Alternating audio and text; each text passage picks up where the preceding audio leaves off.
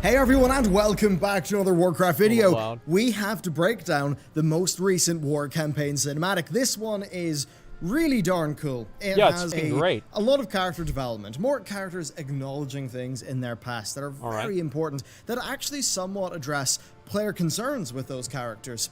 And also, this is a cinematic that I believe teases massive and fundamental changes to the setup of World of Warcraft. Because Thrall's gonna f Jaina. Like, that's what's gonna happen. Like, do you think Jaina wouldn't have, like, she touched his arm? That means that, that Thrall, he's in, bro. Like, Thrall's in. Like, that's it. It's over. He's in. Well as potentially some future content within the bounds of this expansion. So, with that said, let's get right into it. This cinematic is the end of the next stage of the war campaign. Now, we've already covered that war Thrall has a campaign wife? on this channel, so we know that Thrall was recruited by Sarfang, and then we all ended up going to break Bane out of jail, where we believe he was going to be executed. And just as we get to Bane, our whole party is ambushed by the Sun Reavers, who are, of course, pretty salty over Jaina. Now that said, for the Horde side, there are two different types of player. There's the Horde player who is willingly going along with the rebels, but there's also the Horde player who, technically speaking, is allied with Sylvanas and is pretty much there as an informant, undercover. So that happens. Things get a little bit spotty towards the end, but it turns out it's pretty darn handy having a mage with you. So Jaina ports the party to safety, we arrive in Thunderbluff, and that is where this cinematic begins. So Thrall thanks Jaina for saving them, for saving Bane. If it wasn't for Jaina, then the whole thing would have ended up being rather hopeless. They would not have escaped, and pretty much they all would have died.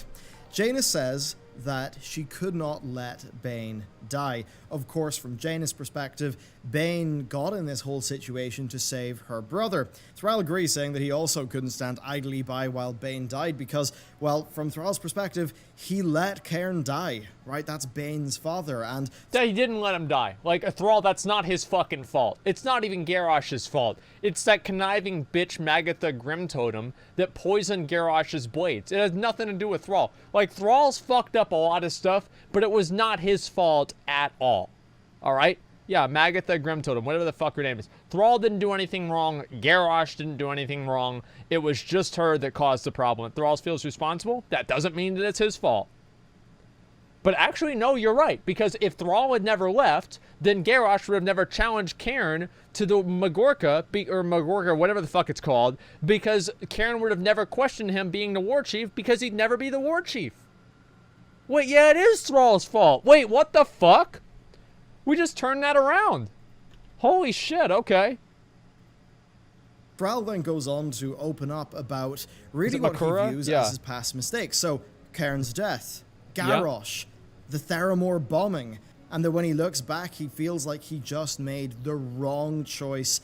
You should have never left, Thrall. With his actions. Should have never left. This is, of course, a feeling that Jaina empathizes with, saying that they both have blood in their hands. Yeah, because you killed your dad. Perspective, well, betrayed your dad. She did do the whole purge of Dalaran, which was rather overzealous. No, it wasn't. That was fine. Pointed out to players in the war campaign as the people who Sylvanas gets to ambush the rescue party for Bane. Well, they are Sun Reavers who experienced the purge of Dalaran, where Jaina did end up offing a lot of innocent people, which obviously was not really the right it's the way it goes, even you know? She was justifiably angry at what some of the Sun Reavers had done. And really, before I move on with the rest of the analysis of this cinematic, there's a lot of meta stuff going on here, because when Thrall says all of those things, well, they were fairly controversial decisions at the time from the perspective of players. The death of Cairn, that really ticked people off. That made me mad. It felt like a real waste of a classic character from it Warcraft sure 3, was. kind of just dying off screen with it not really meaning that much. They didn't even have a cinematic for that shit.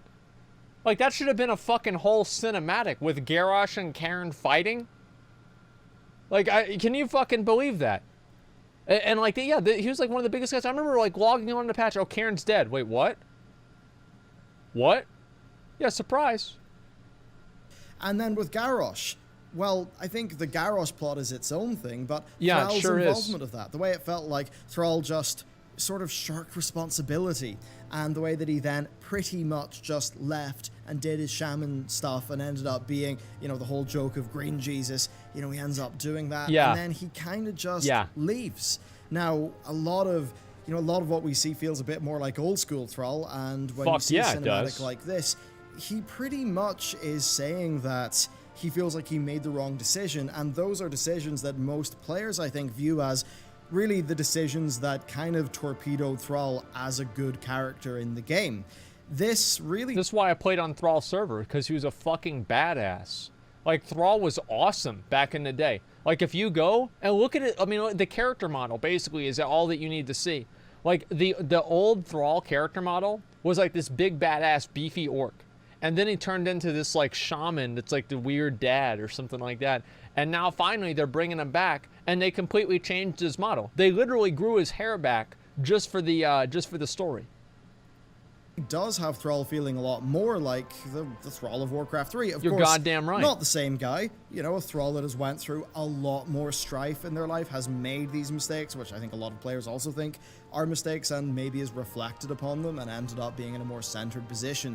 I think this is setting the stage for a Thrall who will be a lot more familiar to the old school World of Warcraft players. And I speaking fucking of hope that, so. well, Holy that's where this shit, I cinematic fucking kind hope of so. goes on to. So they pretty much say, you know, Thunderbluff will be the next Teldrassil. Siege of After Thunderbluff. it's been so obvious that all of these key characters have Patch fully betrayed 8.4. Sylvanas, they've worked for the Alliance, the Tauren are probably public enemy number one now, that surely Sylvanas will hit Thunderbluff and take them out. And this is where Jaina says something that ends up being very important, that at one time, her and Thrall stood side by side and defended Mount Hyjal. That's and true. When they did that, Those were the fucking that world days. tree did not fall, as Teldrassil did. And Thrall kind of exhibits a bit of skepticism at that. Yeah, dude. And it's a skepticism that a lot of players feel. Thrall says that we've been at this crossroads before. The Alliance and the Horde have worked together before many times, but it always goes south afterwards. The alliance between the Alliance and the Horde never lasts. The war keeps on going. Well, yeah, how are you going to get the right next to expansion be a little out? bit, not suspicious of Jaina or anything like that, but he's right to be like a bit depressed about the idea that here, him and Jaina they get along together, they can talk, yet for some reason their sides always end up coming into conflict. And that is something that a lot of players feel. When we all banded together in the Legion expansion, of course that's when the Alliance and the Horde were really pretty wrecked, and they were pretty busy defending their own territory, so it fell down to the class orders to do most of the heavy lifting. Well, when that happened, a lot of players were sort of suspicious, being like, yeah, well, you know what, we've worked together before, it just doesn't mean anything. And I think that's really what this cinematic's actually hitting on in multiple places with the words that Thrall spoke. Well, they're actually right in line with, I don't want to say player discontent, but maybe player suspicions or players maybe second thoughts about some of Blizzard's storylines and where they've ended up going. And So Thrall's basically the player base, and the player base is like, okay, we're gonna do this one again, all right. It's only been a couple years, let's bring it back on around. Yeah, I can see what he's saying, like, that's probably true. And yeah, it's happened like, okay, you know, you had fucking the Lich King. Everybody gets together and fights the Lich King, then Cataclysm happens. You have Mists of Pandaria. Why are they fighting in Mists of Pandaria? I don't know, resources or something. Then they get together and they kill Garrosh. Then, you know, WoD happens and they get together and they kill Archimonde. Then they get together and they kill fucking Sargeras or Argus or whatever the fuck. Kill Jaden.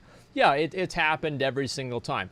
And like, this is always the way that it goes. And I'm okay with them just repeating this plot over and over. Like, I honestly, I don't, it doesn't matter to me. I feel like what would be better in the game is if they had more, like, unique problems that both different races had, like, their own reason, or different, like, factions had their own reason of overcoming, rather than having Jaina as a thought. No, she's not. Actually, like, I mean, how many boyfriends has she had?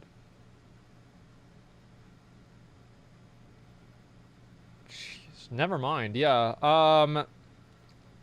So there's Kael'thas, Arthas, Kael'thas,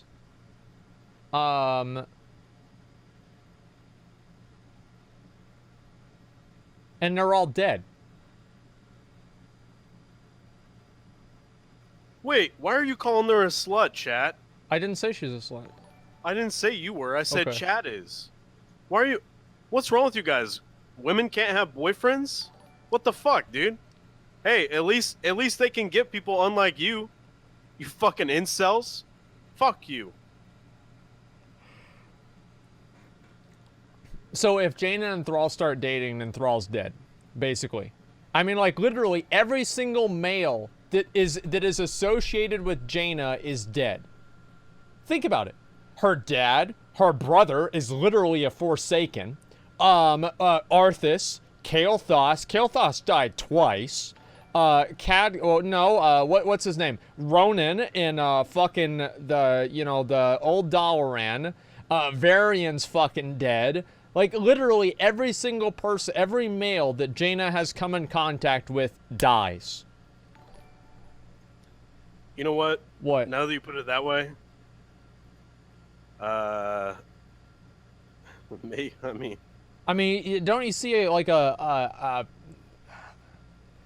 bit of a pattern here? Yeah, she's cursed.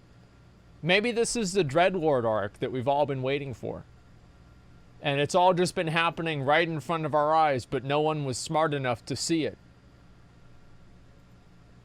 I think it's very interesting. Just to me, it feels like this was written in a very self-aware fashion. Yeah. And I don't mean that it's Blizzard breaking the fourth wall or anything. I think that a lot of players' suspicions about these things, well, from Thrall's perspective as a character, with the decisions that he's made and how things have turned out, yeah, he absolutely is going to feel the way that he does. Yeah, so I suppose it's a nice that makes time sense. where Thrall, as a character, a lot of the things that he logically would think in this scenario are actually in alignment with what a lot of players will actually think about how his story has went and how the story of the factions has ended up going. And this is where it gets really quite big.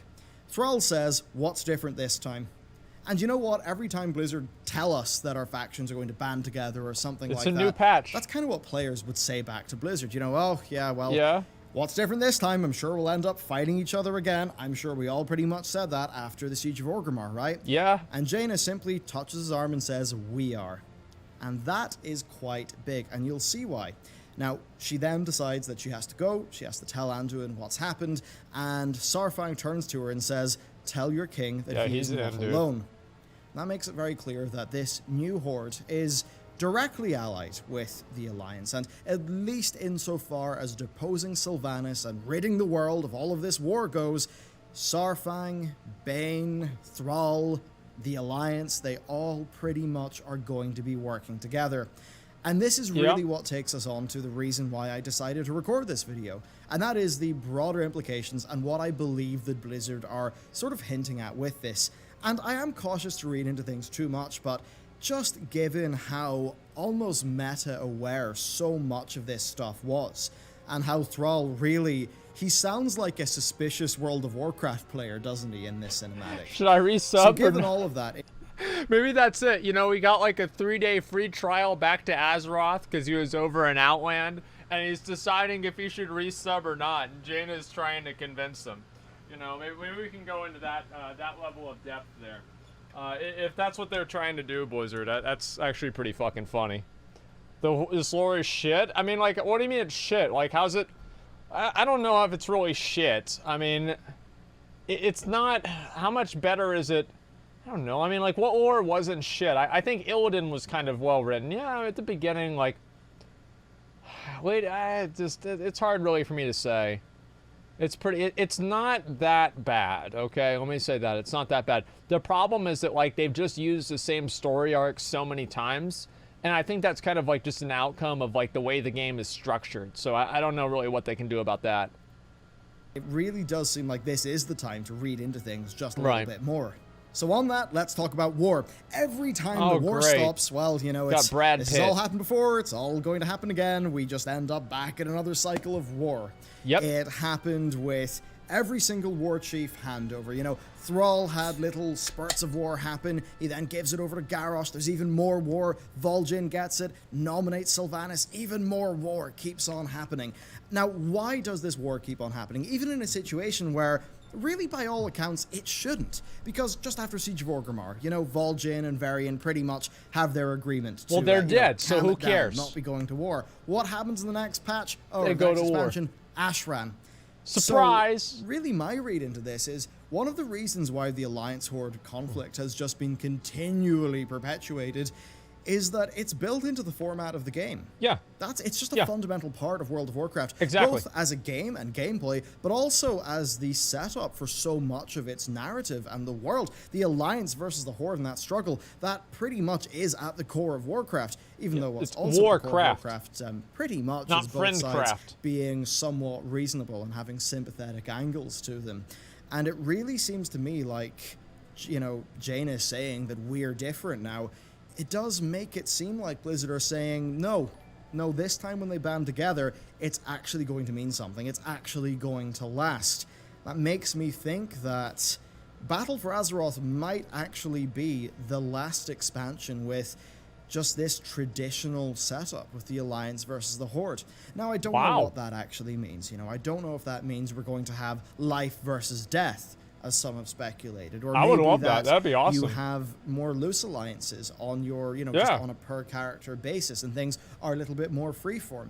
It's hard. I don't know if they should do that. I mean, that'd be really fucking big. The last war. I don't know, man. It's like if they did that, like they could do something where Alliance and Horde were like pretty well. I guess like, and this is kind of what happened in Wrath of the Lich King, right? Is that the Alliance and Horde were pretty much allies, besides Garrosh and Varian, which are the two, hey, I'm a big fucking asshole and I'm an orc. And then Varian comes over, hey, I'm a big fucking asshole and I'm a human. And he's like, the hell you so that if I fuck you? And then it's like two dogs barking at each other. And it's just like, yeah, I mean, it was fucking stupid. But that being said, other than that, they all work together, right? You had the beginning with the Wrathgate cinematic, then you had the obviously Trial of the Champion, which is like, you know, faction champions, etc. Again, led by Garrosh, but it was basically to bring everybody together. Then you had ICC, everybody's together again. So yeah, it was pretty much a cooperative expansion. If they do that, and then the next expansion is like, you know, like, I don't know, the Black Empire. You know, and it's like, oh my god, the old gods are here. Or, oh, Sylvanas is now the Lich King or something. Like, I could see them literally doing the exact same fucking thing. But, like, what happens after that? I don't know. I have no idea what happens after Wrath of the Lich Queen 2. You know, or whatever the fuck you want to call it. Maybe it's just the last expansion. I doubt it. I mean, like, Blizzard is probably making a lot of money with WoW. Why would they stop making money?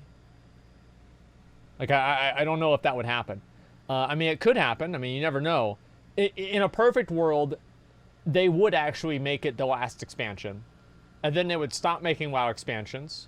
They would make Warcraft 4, the new RTS that just completely takes the world by storm. And then use Warcraft 4 to advance the storyline 100 years. And then we have World of Warcraft 2. Like, that's what, I mean, in a perfect world, that's what we would have. Third faction? I don't know if they would do a third faction. Let's finish the video and I'll talk about a third faction idea, though. Hard to tell exactly what that will actually look like, but it does seem to me like this is suggesting a fundamental change in the setup of the game and the setup of the factions. And as much as I may have been suspicious of something like that being done in the past, I actually feel like that might be a revitalizing thing for the game if they were to do it. I feel like now that we're at, you know, 9.0, or 9.0 will be the next one, that might be time for a major change. And that major change could be a lot more than just a new faction system. I've been thinking a lot about the idea of World of Warcraft 2.0. It's something that we've all been talking about for a very long time indeed. Me too. And for me, I've never really thought that WoW 2.0 will be a separate game. I've always just kind of thought it will be, you know, an expansion that is a really major overhaul, kind of like Cataclysm again, right? And that's really got me thinking lately. So this, to me, suggests the end of the faction paradigm that we've become so used to. We then see the level squish, right? The level squish that was essentially confirmed by a Blizzard survey. And that does make me wonder, what happens if, you know, Ian walks onto the stage at BlizzCon 2019 and pretty much says that in 9.0, we're back to level 60, the level squish happens, there's maybe a bit of a world revamp going on, and the faction system is overhauled. And essentially you have WoW 2.0, you know, in all but name. I really do wonder if something like that will happen, and if this is them setting some of the narrative groundwork for that. I mean, just watch the cinematic again. The way Thrall talks, the way Jaina talks, it is teasing such a large change in the fundamentals here, because we know here's another thing they could do, is they could kill Thrall and Jaina, and now just do it again, because they're dead. So now new people have to make the same mistakes. Boom, problem solved. Think about that. I mean, which one's easier for Blizzard? Where the fuck is Valen? Who gives a fuck? Sylvanas is not going to end this expansion as War Chief. And when you look at the three most important characters of the Horde right now, that's Thrall, that's Saurfang, that's Bane, they're all friends with the Alliance. I don't think there is any reasonable way they could have any of those characters get back into a war with the Alliance after all that has happened. That's a really good point. Blizzard, like, this dialogue is knowing of how Blizzard had teased that, and then ended up going against it just a patch later, and how that's basically kind of pissed off players. Yeah. This is so annoying. I just don't think they can go back on it. So that is like I mean, if you're going to, you know, go Galaxy Brain tinfoil hat mode, I think that's what this could be suggesting about 9.0, right? Or like some future expansion. Let's just cap this video off though with what this could actually mean for the direct future of the game. What could actually happen? So they've teased the idea of Sylvanas pretty much marching in Thunderbluff and just roasting it completely. Will that happen? Maybe. Will it happen within patch 8.2? Almost certainly not. Instead, it will probably happen with patch 8.2.5. Of course, with 8.1.5, we did see the war campaign progress quite a lot, so it makes sense that that would happen with 8.2.5. Now, here's the thing. 8.3, we're almost completely sure that's N'Zoth. Now, they could subvert our expectations. They could really change that up. Sylvanas could even be involved somehow in that raid.